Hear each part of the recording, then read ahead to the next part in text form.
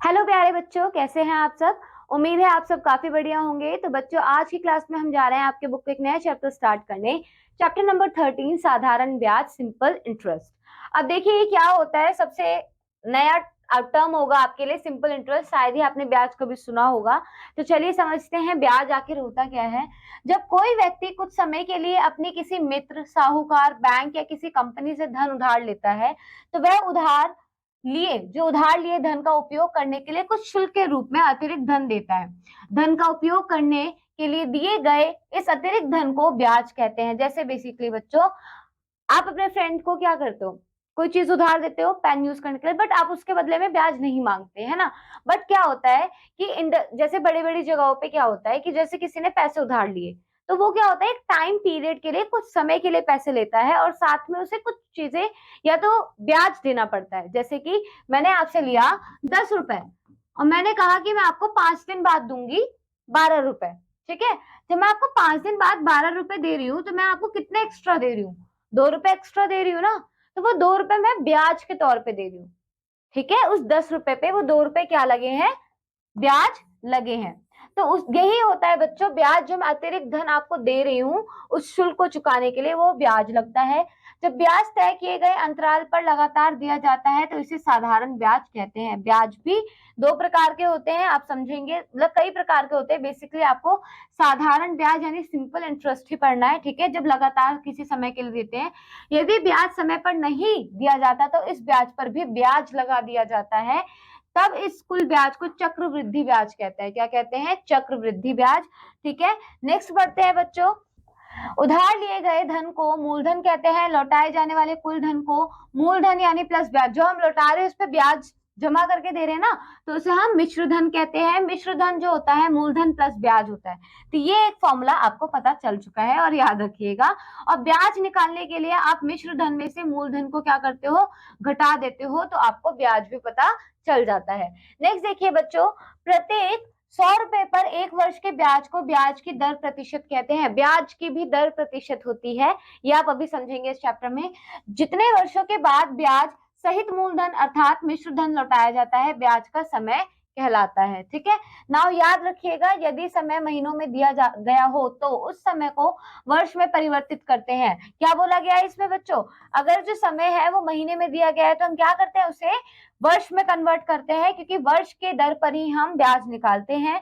Next, जैसे समय आपको दिया है 4 महीने, तो 4 महीने को आप वर्ष में कैसे कन्वर्ट करोगे, आपको पता है एक साल में 12 महीने होते हैं, तो 12 से भाग कर दो। जब 12 से भाग करोगे तो 1/3, चाहे 4/12 कह लो या 1/3 कह लो, तो ये बात बराबर ही होगी। ठीक है। यानी एक वर्ष का कितना, 1/3 भाग। ठीक है। आगे बढ़ते हैं। नेक्स्ट देखिए, साधारण ब्याज की गणना यानी कैलकुलेशन ऑफ सिंपल इंटरेस्ट। तो ये कैसे किया जाता है, देखिए इधर मान लीजिए दिए गए मूलधन, जो आपका मूलधन है, और समय जिसे स से दिखाया गया है, के लिए ब्याज की दर द से ब्याज ज्ञात करना है। तो ये फॉर्मूला बन रहा है। ठीक है। तो ब्याज करने का फॉर्मूला क्या है, मूलधन, ठीक है, दर और समय और अपॉन में 100, तो आपको निकलता है ब्याज। समझ में आया। अभी कंफ्यूज मत हो बच्चों, ये फॉर्मूला है, आपको ये ध्यान रखना है। ठीक है। बेसिकली ब्याज निकालने का ये फॉर्मूला है, जिसमें मूलधन, जितने पैसे आपने लिए हैं, किस दर से लिए हैं, कितने समय के लिए हैं, ये आपको पता होना चाहिए। उदाहरण देखते हैं। जैसे आपने 5,000 रुपए लिए 5% वार्षिक ब्याज पर। ठीक है। आपने 5,000 रुपए लिए कितने, 5% दर से। पूरा एग्जाम्पल पहले पढ़ देते हैं। रुपए 5,000 पर 5% वार्षिक ब्याज की दर से 4 वर्ष के लिए ब्याज तथा मिश्र धन ज्ञात कीजिए।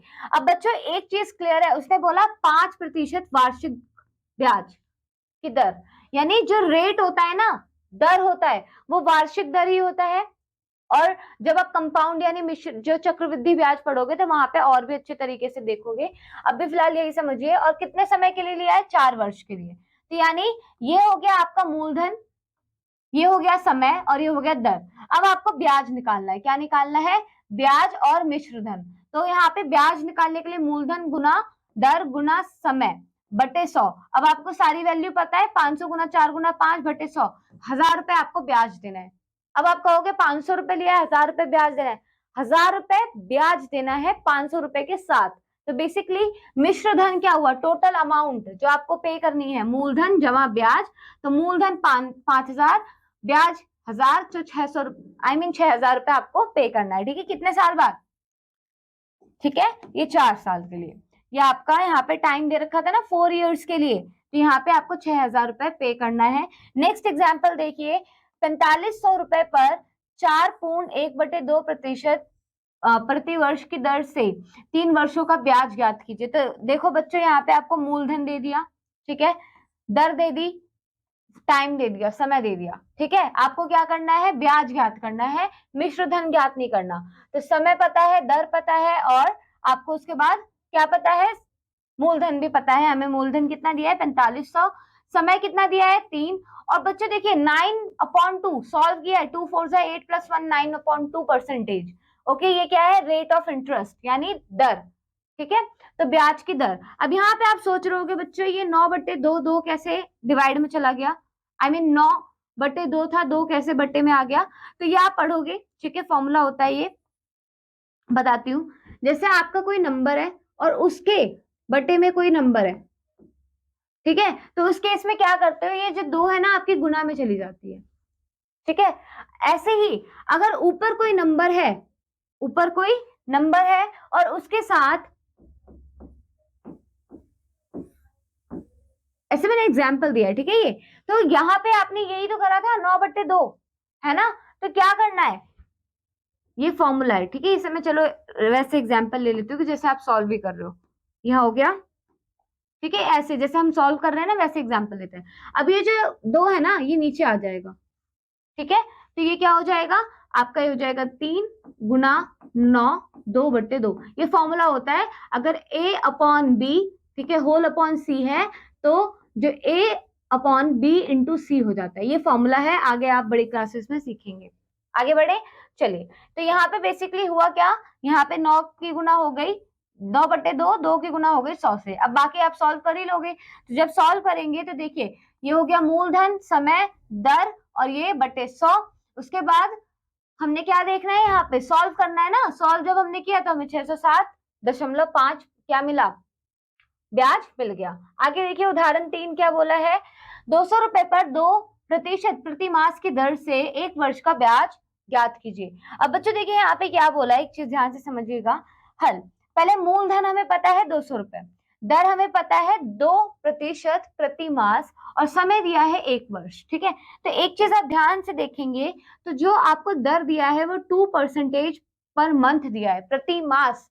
तो यहाँ पे क्या है, यहाँ दर प्रतिशत प्रति मास में है और ब्याज का समय वर्ष में है, अतः हम ब्याज के समय को मास यानी महीनों में बदल लेते हैं। तो बेसिकली आपको क्या बोला गया है कि दर और समय की जो यूनिट है वो सेम होनी चाहिए। मास है तो मास में होगा, महीना महीने है तो महीने में होगा, साल है तो साल में होगा। ठीक है, चलिए आगे बढ़ते हैं। हमें पता है 1 वर्ष में 12 महीने होते हैं, तो हमने समय को क्या कर दिया, 12 महीने। क्लियर है ये आपको, ये हो गया 12 महीने। तो मूल धन है 200 रुपए, दर है 2%, और जो समय है हमें कितना मिला है, 12%। ठीक है, जब आप सॉल्व करोगे तो आपको 48 रुपए क्या देना है, ब्याज देना है। ठीक है, चलिए आगे बढ़ते हैं, उदाहरण देखें नेक्स्ट।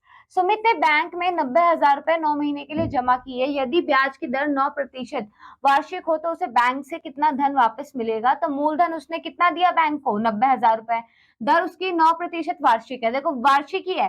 समय भी कितना है, समय उसे बताइए 9 महीना, तो उसे क्या करेंगे आप, वर्ष में कन्वर्ट करेंगे, तो 9/12 होगा, और 9/12 यानी 3/4 वर्ष। अब देखिए ब्याज निकालेंगे पहले, फिर मिश्र धन निकालेंगे। तो मूलधन हमें पता है 90,000, जो समय दिया है वो दिया है 3/4, 3 यही रहेगा, 4 नीचे चला जाएगा, गुना हो जाएगा, और जो वार्षिक दर दिया है वो 9%। सॉल्व कीजिए, शून्य से शून्य कट गया। जब आप इसे आगे सॉल्व करेंगे तो आपको मिलेगा 6,075 रुपए उसे देने हैं। ठीक है, ये ब्याज है। चलिए ये वर्ष से यहाँ काट दीजिएगा, ठीक है, ये कुछ नहीं है, 6,075 रुपए उसे देने हैं, और ये तो 6,075 रुपए उसका ब्याज निकला है, बट उसे मिश्र धन कितने देने हैं, मूलधन के ऊपर जोड़ दीजिए, तो यानी 96,075 रुपए उसे पे करना है। ठीक है, नाउ नेक्स्ट एक्सरसाइज देखिए क्या बोला है, ब्याज ज्ञात कीजिए। तो कोई एक क्वेश्चन करा रही हूँ, बाकी आप ट्राई आउट कीजिएगा। मूलधन दिया है, मिश्र धन दिया है, तो ब्याज कैसे आएगा बताइए। अभी हमने पढ़ा था ब्याज निकालने के लिए मिश्र धन में से मूलधन को घटा दीजिए, है ना। तो यहाँ पे मुझे ये बताइए मिश्र धन कितना है 2500 माइनस मूलधन कितना है 2000 रुपए, घटाइए कितना आ जाएगा 500 रुपए उसका ब्याज आया है। इस तरीके से, ठीक है, क्लियर। आगे बढ़े। नेक्स्ट देखिए एक्सरसाइज में क्या बोला है, साधारण ब्याज तथा मिश्र धन ज्ञात कीजिए। तो यहाँ पे हमें देखो एक चीज पता होनी चाहिए, 100 रुपए मूलधन, ये क्या है दर कितना है 7/3%, ठीक है, और समय कितना है 7/2। अब आप सॉल्व कर लोगे कैसे, फॉर्मूला पता है, मूलधन ब्याज निकालने का, ठीक है। तो आपको ब्याज भी निकालना है मिश्र धन भी निकालना है। सपोज हम इसे सॉल्व कर लेते हैं ना, ठीक है। ब्याज निकलेगा पहले, तो यहाँ पे 900 रुपए आपका मूलधन है, कितना है 900 रुपए मूलधन, गुना समय कितना दिया, रेट ऑफ इंटरेस्ट कितना दिया है 3%, यानी दर, ब्याज की दर, और कितने समय के लिए 2, ठीक है। ये 0 से 0 कट गया, 9 तिया 27, 27 दूनी 54, यानी 54 रुपए उसका जो 54 रुपीज है वो कितना आया है ब्याज। अब उसे मिश्र धन कितना देना है, तो मिश्र धन निकालने के लिए हम क्या करेंगे बच्चों, जो उसमें ब्याज है क्या करेंगे ऐड कर देंगे किसमें, मूलधन में, यानी 954 रुपए उसे देने। क्लियर। इसी तरीके से बच्चों 100 गुना 7/3 गुना 7/2 बटे में 100 आपका ब्याज निकल जाएगा। ऐसे ही आपको इन्हें सॉल्व करना है, ठीक है। आगे देखिए क्या बोला है, यहाँ सुनीता ने बैंक में 45,000 रुपए 2 वर्षों के लिए जमा किए। यदि ब्याज की दर आपको दे रखी है 5/1/2% हो तो कितना मिश्र धन बैंक से वापस मिलेगा बताइए। उसे कितना पैसा मिलेगा, देखो मूलधन पता है, समय पता है, और ये आपको ब्याज की दर दे रखी है। तो क्या करेंगे, इसे सॉल्व कीजिए, पहले ये हो जाएगा 11/2, है ना। तो हम क्या करेंगे, पहले हम ब्याज को ज्ञात करेंगे, क्या करेंगे ब्याज, तो ब्याज है 45,000 गुना दर 11, जो 2 है वो तो नीचे चला जाएगा ना बच्चों 100 के साथ गुना होने, और समय कितना है 2 वर्ष के लिए। अब सॉल्व कर लीजिए, ब्याज आ जाएगा, जैसे ही ब्याज आएगा उसे क्या करना, इसमें ऐड ऑन कर देना, तो आपका मिश्र धन भी निकल जाएगा, ठीक है। चलिए, आई होप आपको क्लियर है। बाकी क्वेश्चंस आप ट्राई आउट कीजिएगा बच्चों, सारे ही आपका सिंपल इंटरेस्ट पे है, एक ही फॉर्मूला यूज होने वाला है, मूलधन गुना दर गुना समय बटे 100, ठीक है। ब्याज निकल जाएगा, उसके बाद आप ब्याज से क्या निकाल सकते हैं, मिश्र धन। तो आई होप बच्चों आपको ये चैप्टर समझ में आया, ब्याज का कॉन्सेप्ट समझ में आया। तो इस चैप्टर में इतना ही। अब मैं मिलूंगी आपसे अगली क्लास में एक नए चैप्टर के साथ। Till then keep learning and keep exploring. Bye bye बच्चों।